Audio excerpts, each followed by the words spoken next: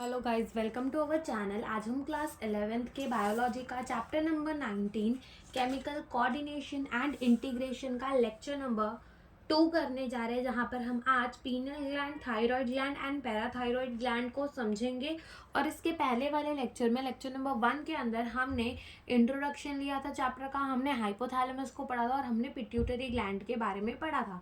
तो हमने कहा था कि हमें केमिकल कोऑर्डिनेशन और इंटीग्रेशन की ज़रूरत क्या पड़ गई, क्योंकि हर सेल्स तक न्यूरॉन नहीं जा सकते, तो हमें उसकी ज़रूरत पड़ गई थी। फिर हमने देखा था कि हमारे ग्लैंड 3 टाइप के होते हैं, एक्सोक्राइन, एंडोक्राइन एंड हेटेरोक्राइन ग्लैंड।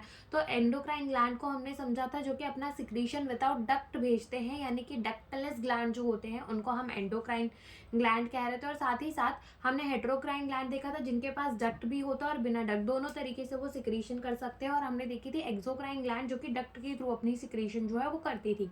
ठीक है, तो एंडोक्राइन ग्लैंड की जो सिक्रीशन होती थी उसे हम कहते थे हार्मोन। फिर हमने समझा था कि हार्मोन क्या होता है, तो एक उसका क्लासिकल डेफिनेशन देखा था कि वो एंडोक्राइन ग्लैंड द्वारा प्रोड्यूस होता है, जाता है ब्लड के अंदर लोड होकर और टारगेट ऑर्गन तक पहुंच जाता है। फिर हमने उसकी एक साइंटिफिक डेफिनेशन देखी थी कि वो नॉन न्यूट्रिएंट होते हैं। ठीक है, नॉन न्यूट्रिएंट होते हैं, इंटरसेलुलर मैसेंजर की तरह काम करते हैं और बहुत कम अमाउंट में प्रोड्यूस होते हैं। ये हमने हार्मोन की डेफिनेशन देखी थी। और हमने कहा था कि इन्वर्टेब्रेट्स के अंदर इतना अच्छा वेल डेवलप एंडोक्राइन सिस्टम नहीं होता, लेकिन ह्यूमन के अंदर होता है। फिर हमने ह्यूमन के अंदर सारे ग्लैंड देखे थे, जैसे कि हमने देखा था हाइपोथैलेमस, पिट्यूटरी, पीनल। फिर नेक रीजन में हमने देखा था थाइमस देखा था।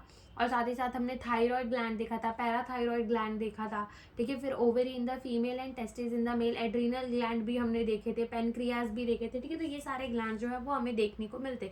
फिर हमने पढ़ा था हाइपोथैलेमस के बारे में, जिसमें हमने कहा था कि हाइपोथैलेमस की जो ओरिजिन होती है वो एक्टोडर्मल होती है।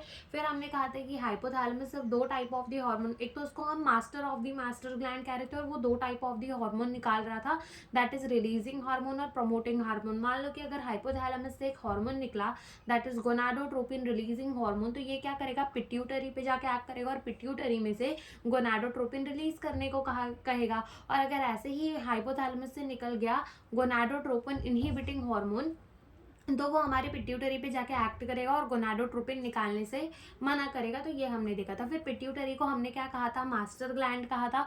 और हमने कहा था कि पिट्यूटरी कहाँ लोकेटेड होती है, एक बोनी कैविटी के अंदर, सेला टर्सिका। और वो कैविटी किसकी होती है, स्पिनॉइड बोन की। पिट्यूटरी ग्लैंड की भी ओरिजिन कैसी होती है, एक्टोडर्मल ही होती है।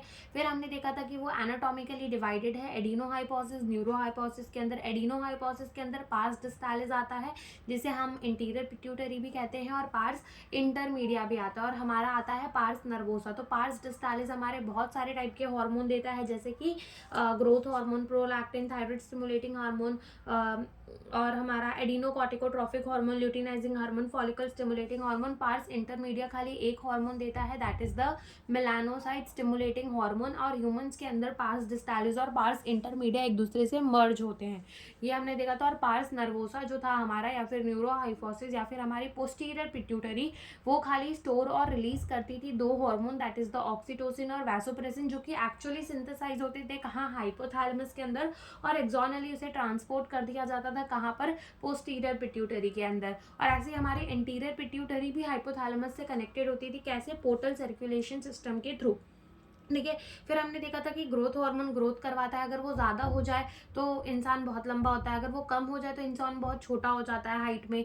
और अगर अडल्ट के अंदर ग्रोथ हार्मोन ज़्यादा निकलता है तो एक्रोमेगेली हो जाता है। फिर हमने प्रोलैक्टिन को देखा था कि वो क्या काम करता है, ठीक है, वो फॉर्मेशन ऑफ मिल्क करवाता है, growth of the memory gland करवाता है। फिर हमने थायराइड ग्लैंड को देखा था कि थायराइड स्टिमुलेटिंग हार्मोन कहाँ एक्ट करता है, जाकर थायराइड ग्लैंड पे एक्ट करता है।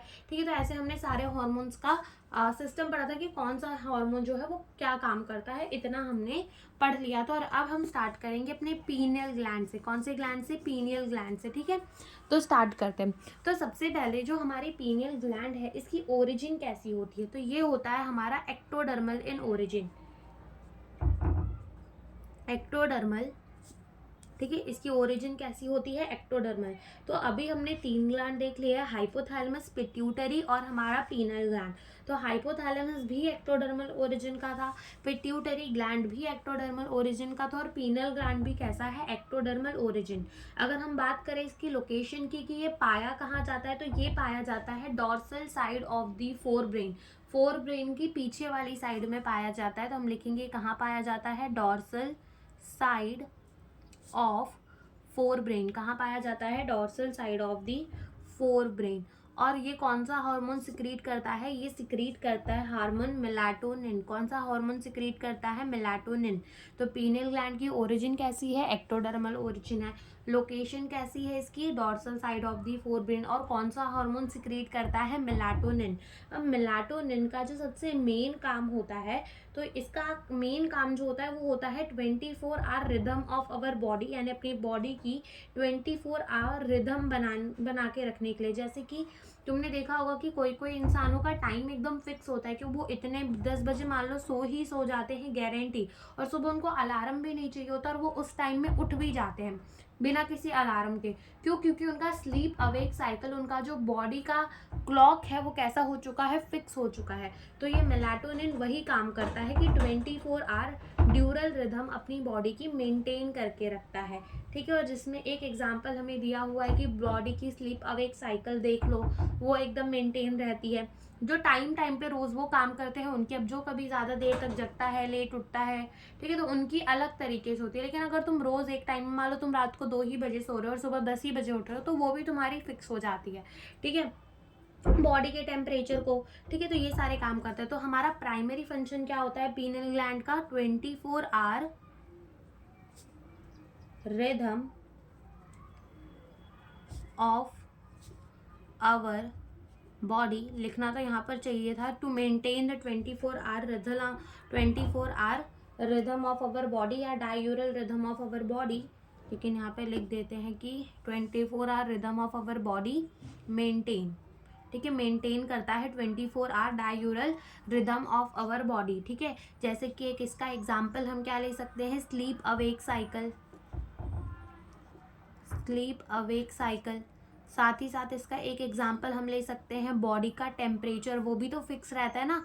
जब बुखार आ जाती है वो केस तो अलग, वरना बॉडी का टेम्परेचर भी तो कैसा रहता है, फिक्स रहता है।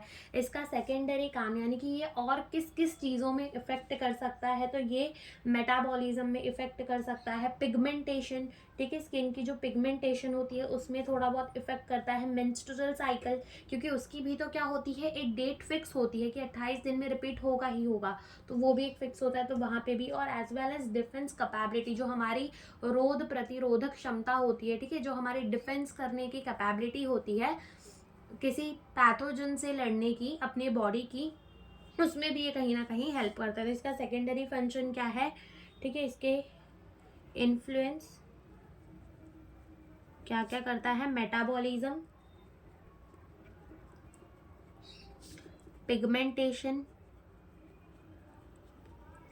मेटाबॉलिज्म, पिगमेंटेशन, मेंस्ट्रुअल साइकिल और डिफेंस कैपेबिलिटी, डिफेंस कैपेबिलिटी, ठीक है। तो यहाँ पर हमारा पीनियल ग्लैंड जो होता है वो होता है खत्म। यहाँ पर हमें याद क्या रखना है, बहुत छोटा सा ही है, बस यही याद रखना है कि उसकी ओरिजिन कैसी है, एक्टोडर्मल, लोकेशन कैसी है, dorsal side of the forebrain. Primary काम क्या है, 24 hour diurnal rhythm of our body को मेंटेन करना, जैसे कि sleep awake cycle, body temperature, और किस किस में हेल्प करता है, मेटाबॉलिज्म, पिगमेंटेशन, मेंस्ट्रुअल साइकिल और डिफेंस कैपेबिलिटी, खत्म, ठीक है। अब आता है हमारा थायराइड ग्लैंड। अभी थोड़ा बड़ा भी है, इसे समझना भी पड़ेगा अच्छे से, ठीक है। तो समझते हैं हम अपने थायराइड ग्लैंड को। तो थायराइड ग्लैंड जो है ना वो हमारा, उसकी ओरिजिन कैसी होती है। अब देखो 3 ग्लैंड पढ़े, वो तीनों ग्लैंड्स की ओरिजिन कैसी थी, एक्टोडर्मल। अब यहाँ से हमें जो ग्लैंड पढ़ने हैं, दैट इज थायराइड ग्लैंड पढ़ेंगे हम, पैराथायराइड ग्लैंड पढ़ेंगे हम, थाइमस को पढ़ेंगे कि थाइमस ग्लैंड भी एक होता है, उसे पढ़ेंगे, ठीक है। तो यहाँ के 3 ग्लैंड जो अब आगे के हम पढ़ेंगे, उनकी ओरिजिन कैसी लिखेंगे हम, एंडोडर्मल। कैसी ओरिजिन लिखेंगे, एंडोडर्मल। तो हमारे थायराइड ग्लैंड की ओरिजिन कैसी है, एंडोडर्मल। थायराइड ग्लैंड की ओरिजिन कैसी है, एंडोडर्मल। आगे के 3 that is hypothalamus, pituitary and अपना पीनियल ग्लैंड, उनकी ओरिजिन कैसी थी, एक्टोडर्मल। या फिर ऐसे याद रख लो, हेड वाले रीजन में जो 3 ग्लैंड थे उनकी ओरिजिन कैसी थी, एक्टोडर्मल। अब आएगा हमारा क्या, थायराइड, पैराथायराइड एंड थाइमस, ठीक है। तो इन सब की ओरिजिन कैसी रहेगी, एंडोडर्मल, और उसके बाद की हम बाद में देखेंगे। ठीक है, तो थायराइड ग्लैंड की ओरिजिन कैसी होती है, एंडोडर्मल। बात आती है लोकेशन की कि ये होता कहाँ पर है। तो हमारी जो ट्रेकिया होती है, ठीक है, हमारी जो ट्रेकिया होती है, तो ये ट्रेकिया में ही प्रेजेंट होता है। ट्रेकिया के ऊपर ही चिपका सा होता है क्या, हमारा थायराइड ग्लैंड। जैसे कि मान लो कि ये हमने क्या बना दी, ट्रेकिया बना दी अपनी। ठीक है, ये मान लो हमने क्या बना दी, ट्रेकिया बना दी। तो अब इस ट्रेकिया के ऊपर कुछ इस तरीके से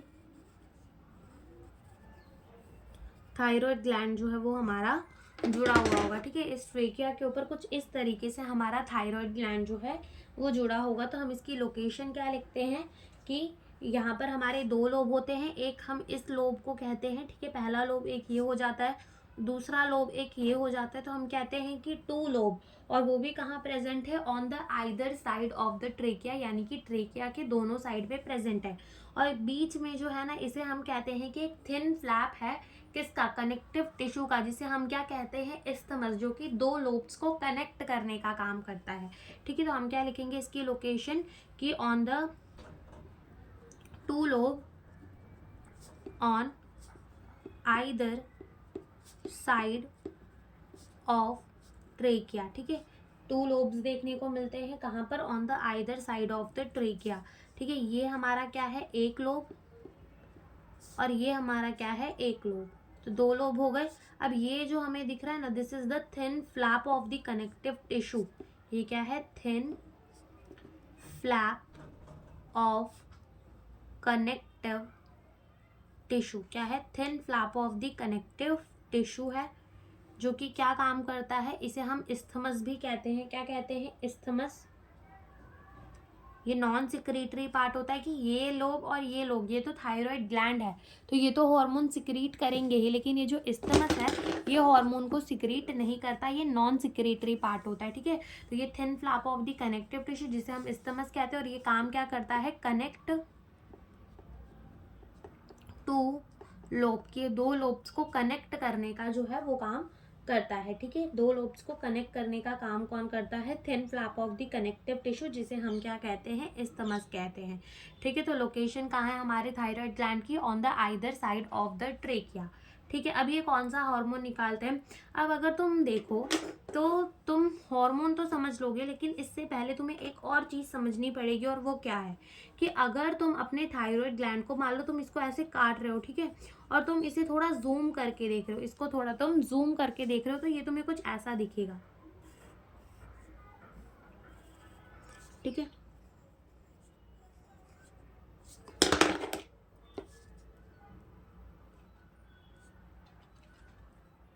ठीक है, कुछ इसका सेक्शन जो है वो तुम्हें ऐसा दिखेगा कि अंदर यहाँ पर सेल्स प्रेजेंट होंगे। ठीक है, यहाँ पर सेल्स प्रेजेंट होंगे।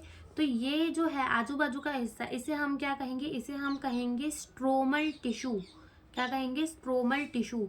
ये जो सेल्स दिख रहे हैं तुम्हें, छोटे छोटे से मैंने सेल्स बनाए हैं, इनको हम कहते हैं पैराफॉलिक्यूलर सेल। क्या कहते हैं, पैराफॉलिक्यूलर सेल। क्या कहते हैं, पैराफॉलिक्यूलर सेल। और ये जो गोल गोल से स्ट्रक्चर दिख रहे हैं, इन्हें हम कहते हैं कि ये है थायराइड के फॉलिकल्स। क्या है ये है थायराइड फॉलिकल्स। क्या है ये, थायराइड फॉलिकल। ठीक है, तो हम इसे क्या लिखते हैं, थायराइड फॉलिकल।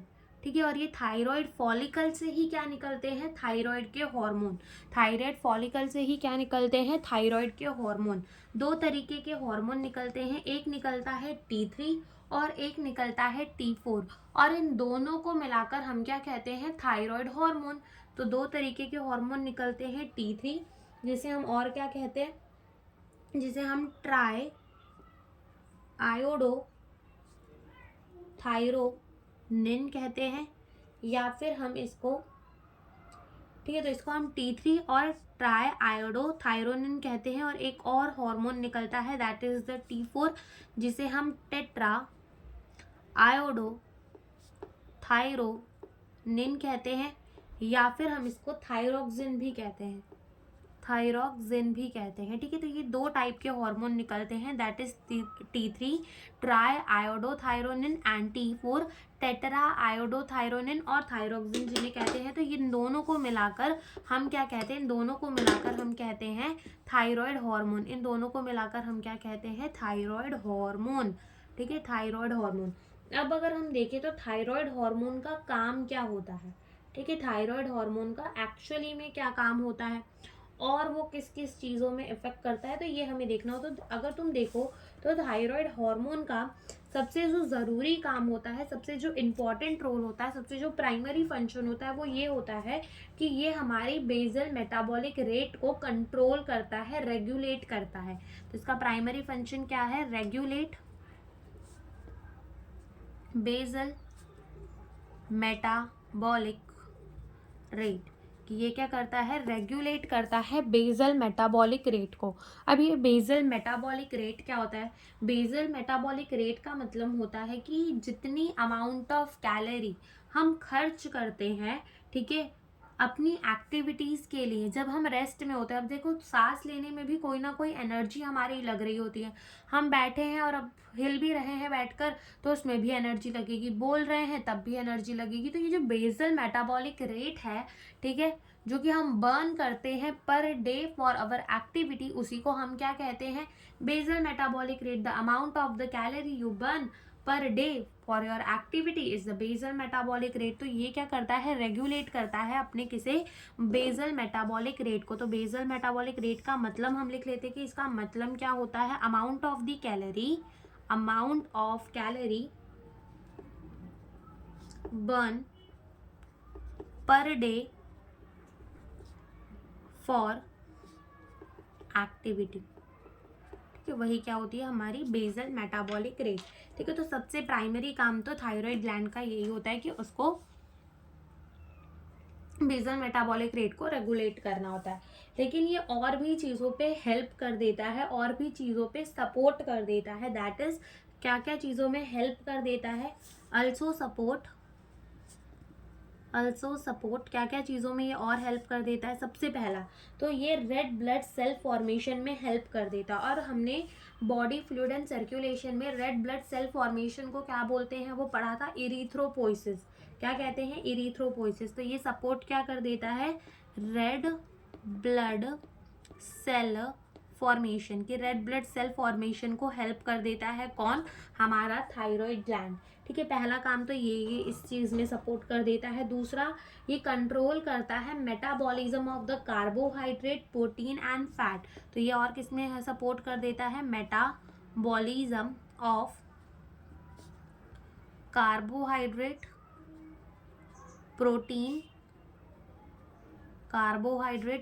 And fat. और किस में हेल्प कर देता है, metabolism of the carbohydrate, protein and fat, इनके मेटाबॉलिज्म में भी हेल्प कर देता है। दूसरा काम ये हो गया। तीसरा जो काम ये करता है, ये हमारे वाटर, ठीक है, ये क्या करता है, तीसरा काम ये हमारे वाटर एंड इलेक्ट्रोलाइट को भी बैलेंस करने में कहीं ना कहीं हेल्प करता है, ठीक है। तो ये क्या सपोर्ट करता है, वाटर एंड इलेक्ट्रोलाइट बैलेंस, ठीक है, वाटर एंड इलेक्ट्रोलाइट बैलेंस, ठीक है। इन तीन चीज़ों में भी ये हेल्प कर देता है। क्या क्या, एक तो रेड ब्लड सेल फॉर्मेशन, दूसरा metabolism of the carbohydrate, protein and fat, और तीसरा वाटर एंड इलेक्ट्रोलाइट का बैलेंस भी ये मेंटेन करने पर हेल्प कर देता है कौन, हमारा थायराइड हार्मोन, ठीक है, हमारा थायराइड हार्मोन। अब तुमने देखा कि हमने कहा कि हमारे थायराइड के इधर पर क्या प्रेजेंट है, पैराफॉलिकुलर सेल्स प्रेजेंट है। क्या प्रेजेंट है, पैराफॉलिकुलर सेल्स प्रेजेंट है।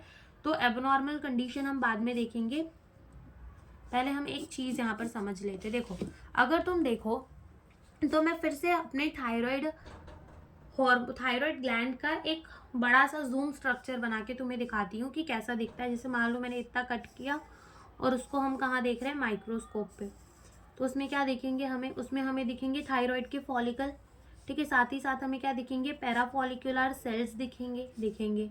अंदर ये जो सेल्स प्रेजेंट होंगे, ये कौन से सेल्स प्रेजेंट होंगे, सिंपल क्यूबॉइडल, कौन से सेल्स प्रेजेंट होंगे, सिंपल क्यूबॉइडल एपिथेलियम वाले सेल्स यहाँ प्रोवाइड होंगे, जो कि हमारा हार्मोन बनाएगा कौन सा, T3 एंड T4, और आजू बाजू क्या प्रेजेंट है, स्ट्रोमल टिश्यू। तो ये जो हमारा सेल्स है दैट इज द पैराफॉलिक्यूलर सेल, ये भी सिक्रीट करता है एक हार्मोन जिसे हम कहते हैं TCT। कौन सा हार्मोन, TCT, जिसका फुल फॉर्म होता है थायरोकैल्किटोनिन। कौन सा, थायरोकैल्किटोनिन, TCT। ठीक है, ये जो पैराफॉलिकुलर सेल्स होते हैं ये भी एक हार्मोन निकालते हैं थायरोकैल्किटोनिन, या फिर जिसे हम कहते हैं TCT। और ये जो हमारे क्या है, ये जो है हमारे स्ट्रोमल टिश्यू, ठीक है, ये हमारा ये हमारा क्या है, ये है हमारा थायराइड फॉलिकल, ये हमारा क्या है, थायराइड फॉलिकल। ठीक है, ये हमारा क्या है, थायराइड फॉलिकल। तो ये थायराइड फॉलिकल कौन सा हार्मोन निकालता है, T3 एंड T4, और पैराफॉलिकुलर सेल्स कौन सा हार्मोन निकालते हैं, TCT। अब ये TCT भी ना बहुत इंपॉर्टेंट रोल प्ले करता है, लेकिन कौन सा इंपॉर्टेंट रोल प्ले करता है, ये बहुत इंपॉर्टेंट रोल प्ले करता है कैल्शियम को बैलेंस करने में, किसको बैलेंस करने में, कैल्शियम को बैलेंस करने पे। तो पहले हम यहाँ पर देख लेते हैं function of TCT, that is the अपना थायरोकैल्किटोनिन का फंक्शन क्या होता है। तो ये क्या करता है, ये रेगुलेट करता है कैल्शियम को इन द ब्लड। ठीक है, तो हम क्या लिखेंगे, रेगुलेट कैल्शियम, या फिर Ca+2 इन ब्लड। अब ब्लड के अंदर ये कैल्शियम को रेगुलेट तो करता है, लेकिन ये करता क्या है कैल्शियम का, ये ब्लड के अंदर कैल्शियम को डिक्रीज करने का काम करता है। तो क्या लिखेंगे, decrease the calcium level in blood.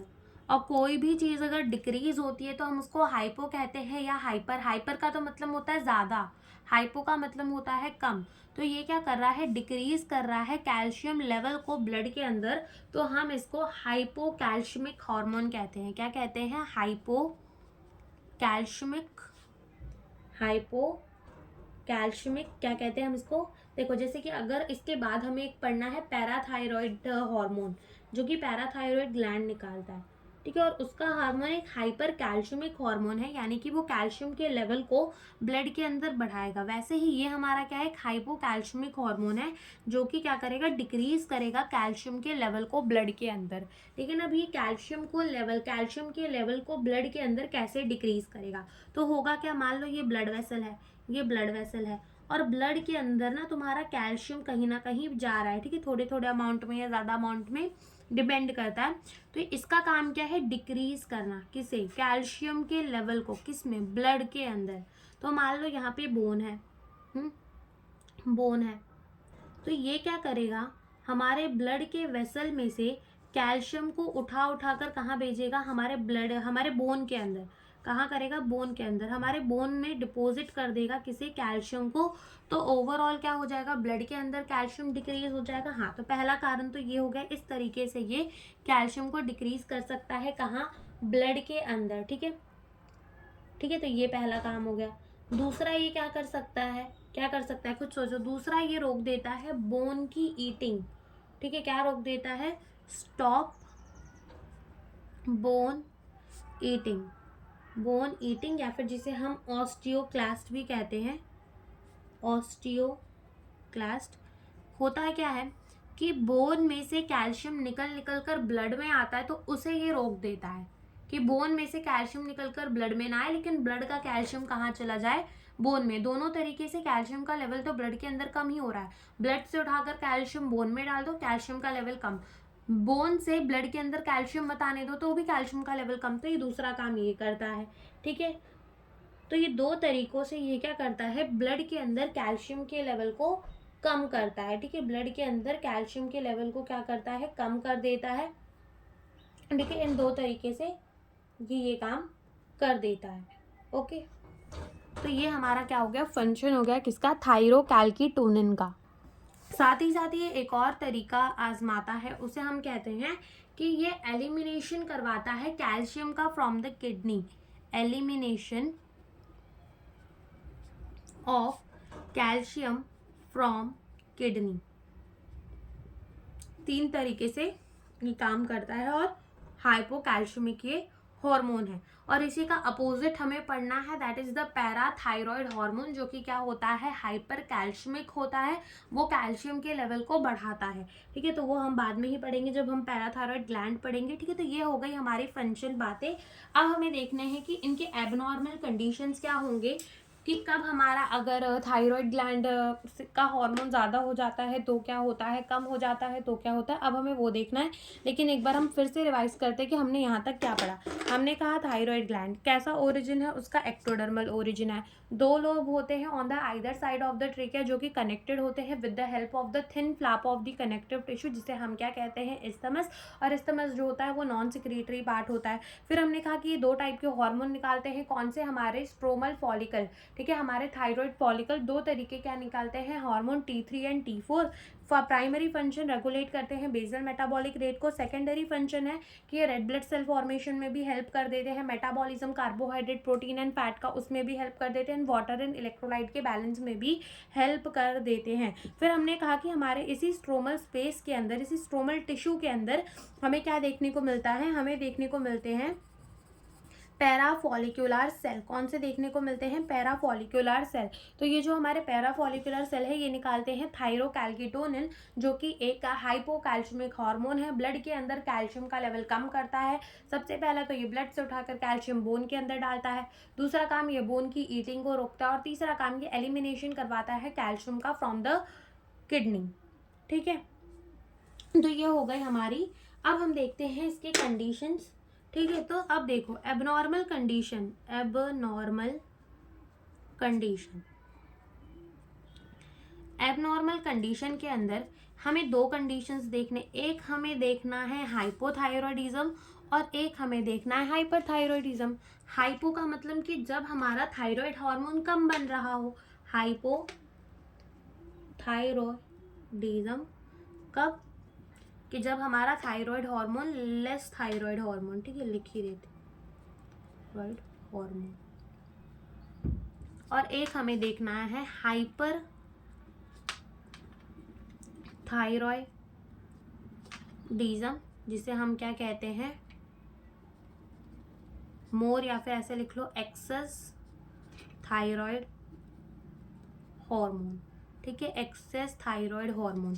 ठीक है, एक्सेस थायराइड हार्मोन या फिर एक बार लेस थायराइड हार्मोन की होता क्या है। अब देखो, अगर आयोडीन बहुत ज़्यादा एसेंशियल होता है हमारे डाइट के अंदर, ताकि थायराइड हार्मोन जो है वो नॉर्मली बनता रहे, लेकिन अगर डेफिशिएंसी हो जाती है हमारे डाइट के अंदर तो थायराइड हार्मोन अच्छे से बन नहीं पाता, और उसी को हम कहते हैं हाइपोथायरॉयडिज्म। तो ये क्यों होता है, due to deficiency of iodine, due to the deficiency of the iodine in diet. Diet के अंदर आयोडीन की डेफिशिएंसी होती है तो उसके वजह से क्या हो जाता है, हाइपोथायरॉयडिज्म। और हाइपर क्यों, यानी एक्सेस थायराइड हार्मोन बनने क्यों लग जाता है, एक्सेस थायराइड हार्मोन जो है वो बनने क्यों लग जाता है। अगर कैंसर हो गया थायराइड ग्लैंड के अंदर, या फिर नोड्यूल्स उग गए थायराइड ग्लैंड के ऊपर, तो जो रेट है हमारे थायराइड हार्मोन की बनने की वो ज़्यादा हो जाती है देन द नॉर्मल, और उसी को हम क्या कहते हैं, हाइपरथायरॉयडिज्म। तो ये क्यों होती है, due to the cancer of thyroid gland और due to development of nodule, due to the development of the nodule on the thyroid gland. ठीक है, due to the development of the nodule on the thyroid gland. तो अगर हमारे deficiency हो रही है iodine की डाइट के अंदर तो होगा हाइपोथायरॉयडिज्म, और अगर हमारे थायराइड ग्लैंड के अंदर कैंसर हो जाता है या फिर नोड्यूल्स उग जाते हैं तो ज़्यादा थायराइड हार्मोन बनेगा तो वो हाइपरथायरॉयडिज्म जो है वो हो जाएगा। अब होता क्या है, देखो हाइपोथायरॉयडिज्म जब होता है ना, तो अब इनमें अलग अलग चीज़ें होती है कि हाइपोथायरॉयडिज्म होता है तो एनलार्जमेंट हो जाती है थायराइड ग्लैंड की, और उसे हम कहते हैं गोइटर। क्या होते हैं यहाँ पर, एनलार्जमेंट ऑफ थायराइड ग्लैंड, कि थायराइड ग्लैंड की क्या हो जाती है, enlargement of the thyroid gland, और उसे हम क्या कहते हैं, कॉमनली हम उसको गोइटर कह देते हैं, कि गोइटर की क्या हो गई है, एलार्जमेंट हो गई है थायराइड ग्लैंड की, तो उसे हम क्या कह देते हैं, गोइटर। अब हमारा जो हाइपोथायरॉयडिज्म है उसमें भी एलार्जमेंट होती है थायराइड ग्लैंड की, लेकिन साथ ही साथ वहाँ पर प्रोटिट्यूशन ऑफ द आई बॉल, यानी कि ऐसा लगता है कि आंखें जो है वो बाहर निकल जाएंगी और बहुत बाहर निकली निकली सी आंखें दिखती हैं, ठीक है, ऐसा होता है protrusion of the eye ball. Basal metabolic rate जो है वो बढ़ जाता है। पहले मान लो तुम कम कैलोरी बर्न कर रहे थे उसी काम के लिए, और अब तुम्हारी कैलोरी ज़्यादा बर्न हो रही है उसी काम के लिए, तो बेजल मेटाबॉलिक रेट बढ़ जाती है। वेट लॉस, वजन बहुत ज़्यादा कम होने लग जाता है, ठीक है, तो ये भी होता है। तो इसमें क्या क्या होता है, सबसे पहले एनलार्जमेंट तो होती ही है थायराइड ग्लैंड की, एनलार्जमेंट ऑफ थायराइड ग्लैंड की एनलार्जमेंट तो होती ही है। साथ ही साथ यहाँ पर क्या होता है, protrusion of the eye ball, बाहर की तरफ निकलना, ठीक है, प्रोटिट्यूशन ऑफ आई बॉल, प्रोटिट्यूशन हो जाती है किसकी, आई बॉल की।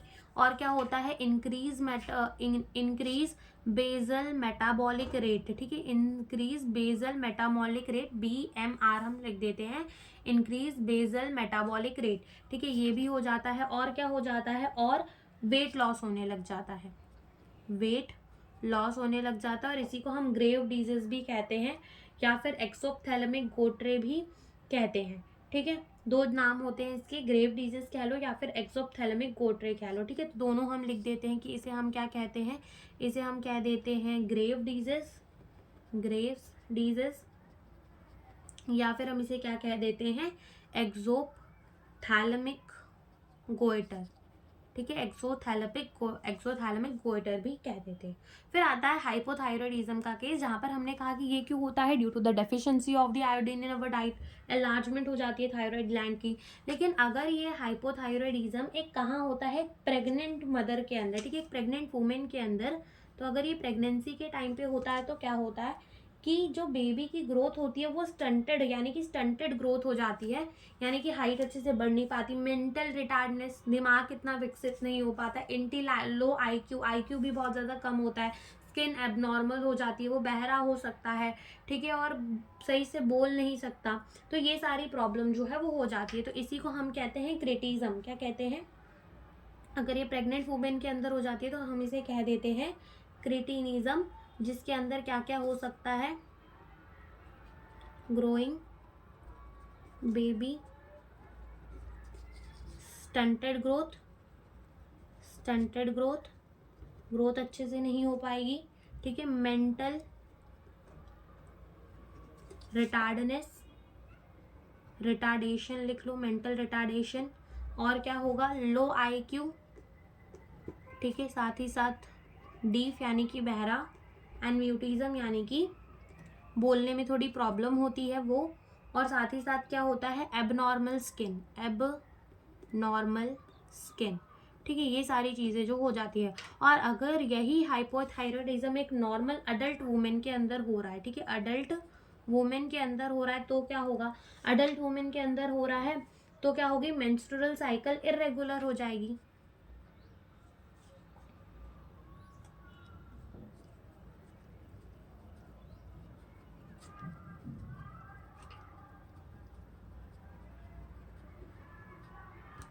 ठीक है, तो यहाँ पर हमारा थायराइड ग्लैंड भी होता है खत्म। एक बारी हम फिर से पूरा का पूरा थायराइड ग्लैंड रिवाइज करते हैं कि हमने यहाँ तक अभी क्या पढ़ा। हमने कहा थायराइड ग्लैंड, इसकी ओरिजिन कैसी होती है, एक्टोडर्मल होती है, लोकेशन कहाँ होता है, on the either side of the trachea, ठीक है, और दोनों ही लोब्स जो है वो कनेक्टेड होते हैं with the thin flap of the connective tissue, जिसे हम क्या कहते हैं, इस्थमस। ये नॉन सिक्रीटरी पार्ट होता है और दो लोब्स जो होते हैं वो सिक्रीटरी होते हैं, ठीक है। तो हमारा स्ट्रोमल टिश्यू होता है उसमें हमें क्या देखने को मिलता है, थायराइड फॉलिकल और पैराफॉलिकुलर सेल। तो हमारा जो थायराइड फॉलिकल है वो दो हार्मोन निकालता है, T3 या फिर ट्राई आयोडोथायरोनिन, और T4 या फिर टेट्रा आयोडोथायरोनिन या फिर थायरोक्सिन, और इनको मिलाकर हम थायराइड हार्मोन कहते हैं। प्राइमरी फंक्शन क्या होता है, ये रेगुलेट करता है बेजल मेटाबॉलिक रेट को। सेकेंडरी किस किस चीज़ में काम आ जाता है, रेड ब्लड सेल फॉर्मेशन में मेटाबॉलिज्म करवा देता है, कार्बोहाइड्रेट, प्रोटीन और फैट की, और वाटर और इलेक्ट्रोलाइट का बैलेंस करवा देता है। ये स्ट्रोमल टिश्यू है पूरा का पूरा हमारा, ये थायराइड के फॉलिकल्स है और ये पैराफॉलिकुलर सेल है। क्या निकालेंगे, ये थायरोकैल्कोटोनिन हार्मोन निकालेंगे जो कि एक हाइपोकैल्शियमिक कैल्शियमिक हार्मोन है, डिक्रीज करेगा कैल्शियम लेवल को ब्लड के अंदर। कैसे? ब्लड से कैल्शियम खींच के बोन में डालेगा, बोन की ईटिंग को रोक देगा एंड एलिमिनेशन करवाएगा किसका? कैल्शियम का फ्रॉम द किडनी। फिर अब दो कंडीशन होती है, हाइपोथायरॉयडिज्म हो सकता है और हाइपरथायरॉयडिज्म। हाइपोथायरॉयडिज्म यानी कि थायराइड हार्मोन कम बनता है, ठीक है, और हाइपरथायरॉयडिज्म यानी कि थायराइड हार्मोन ज़्यादा बन रहा है, ठीक है। अब कम क्यों बनेगा? क्योंकि आयोडीन की कमी हो सकती है डाइट के अंदर, तो कम बन सकता है, ठीक है।